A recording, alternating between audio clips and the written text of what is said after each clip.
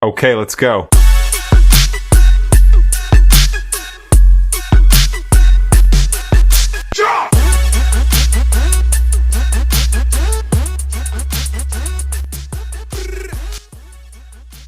The story of the 1952 Lincoln Wheat Penny. Imagine the year 1952. America is booming after the long shadows of World War II. Cars are getting sleeker, families are buying new homes, and the penny still carries real weight in people's pockets. A piece of candy, a newspaper, or a phone call could still be bought with just a cent. Among those millions of pennies that jingled and changed that year, one small copper coin quietly rolled out of the San Francisco Mint. The 1952 Lincoln Wheat Penny. At first glance, it looked no different than the rest. Abraham Lincoln's thoughtful profile sat proudly on the front, designed by Victor David Brenner, who had created this portrait back in 1909. On the reverse, two wheat stalks curved around the words, 1 cent, a simple design symbolizing strength and nourishment for a growing nation. Struck from a bronze alloy of 95% copper and 5% tin and zinc, each coin weighed just over 3 grams and measured 19 millimeters across. Small, yet enduring. But the 1952 was not just any penny. Over 137 million of these coins were struck at the San Francisco Mint, each carrying the little s beneath the date. Yet, collectors soon noticed something about this mint's work in the 1950s. Many of the coins had weak strikes. The details on Lincoln's coat, or the fine lines at the top of the wheat ears, often looked soft or faded. That weakness, ironically, became part of the story, because when you do find a sharply struck, fully detailed 1952 you're holding something far scarcer than the mintage number suggests. Shades of history, brown, and red.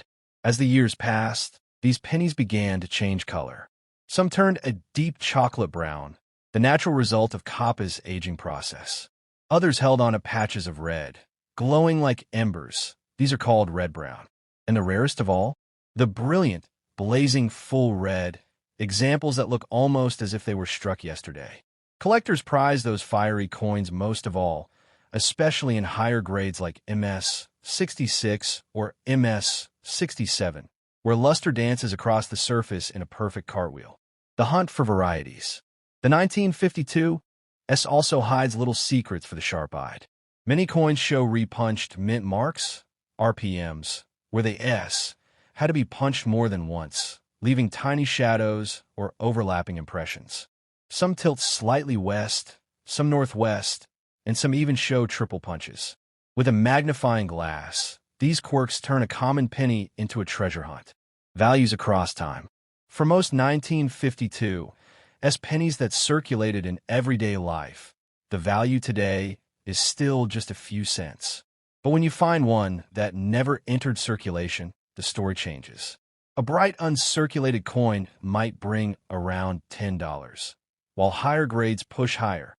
MS 65 red coins often trade for $15 to $20, MS 66 reds around $40, and the elusive MS 67 red can soar into the hundreds of dollars at auction.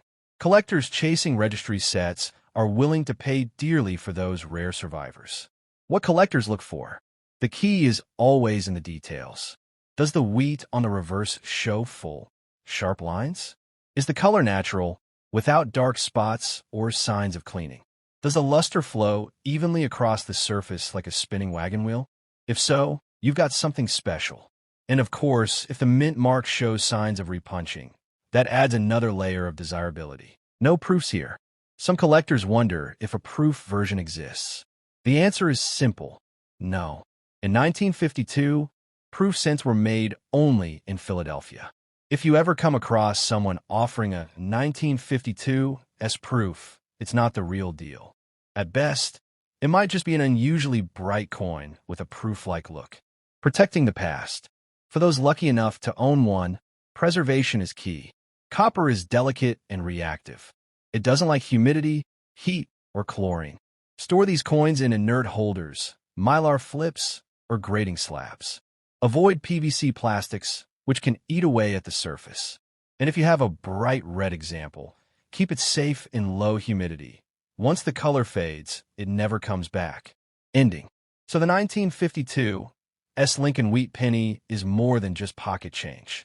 It's a snapshot of post-war America, a coin that reminds us of a time when every cent still carried meaning.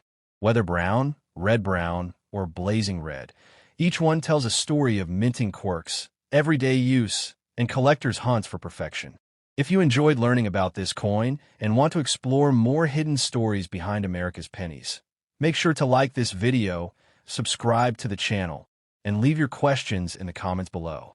Your support helps us keep uncovering the history tucked away in coins like the humble 1952 Wheat Penny.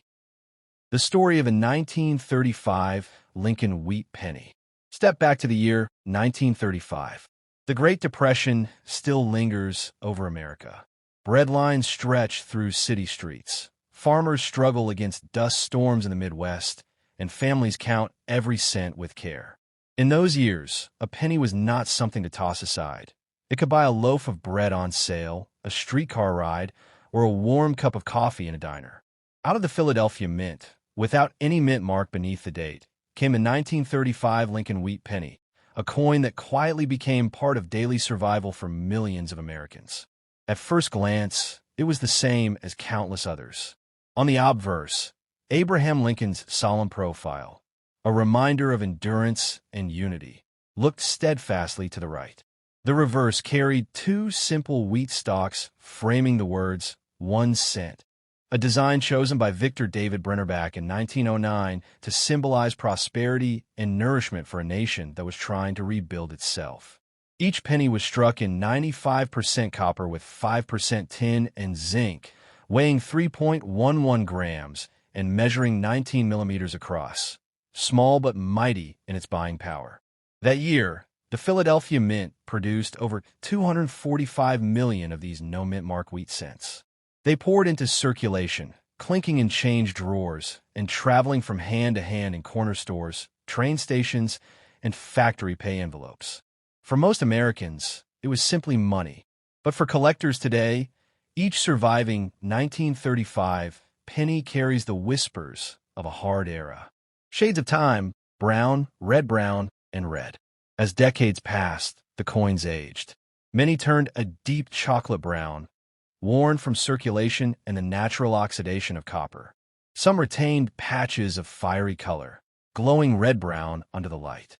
And the rarest survivors, the ones tucked away before they could darken, remain a brilliant full red, RD, shining as if they were minted yesterday. These blazing examples, especially in high grades, are the crown jewels for collectors, the quiet hunt for varieties. Unlike later mintages, the 1935 cent is not known for dramatic double dies or dramatic errors. Instead, the collector's challenge is in finding well-preserved examples with strong detail. Strike quality varied. Some coins show soft features, while others boast sharp wheat kernels and bold rims. That subtle difference separates a common coin from a prized one in the eyes of grading specialists.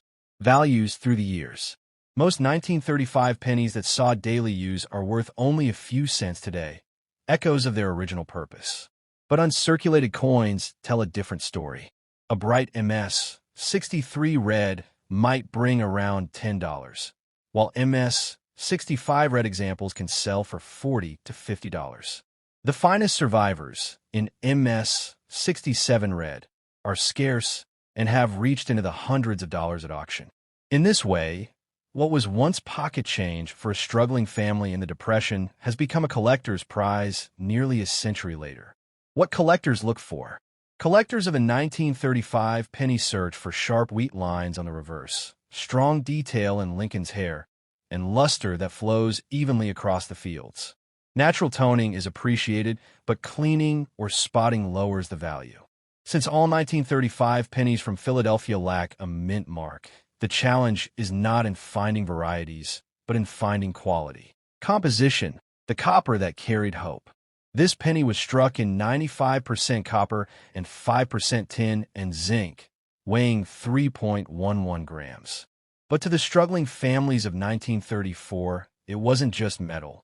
It was food for a day, part of a loaf of bread, or a fraction of rent. People hoarded pennies because every one of them could mean the difference between hunger and survival. The numbers, millions, yet scarce in quality. The Philadelphia Mint struck 219,080,000 of these pennies. On paper, that's a massive number. But here's the twist. Most of them were circulated heavily. They lived in pockets, purses, and tills, battered by the desperate economy.